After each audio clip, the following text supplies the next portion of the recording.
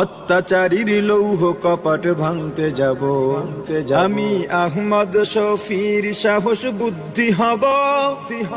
খাঁটি মানুষ ডর ভয়হীন সত্য বলে ইলমে ওহির নূর বিলাব। আমি মরতে জানি জেল জুলুমে করি না ভয়। জুনাইদ বাবু নগরীর শিকল বন্দি নির্মমতায় শক্তি সাহস উৎসাহ পাই। আমি মুষ্টিবদ্ধ মুফতি আমিনি হব, আমি ঐক্য চেষ্টায় তাহার আলী হব।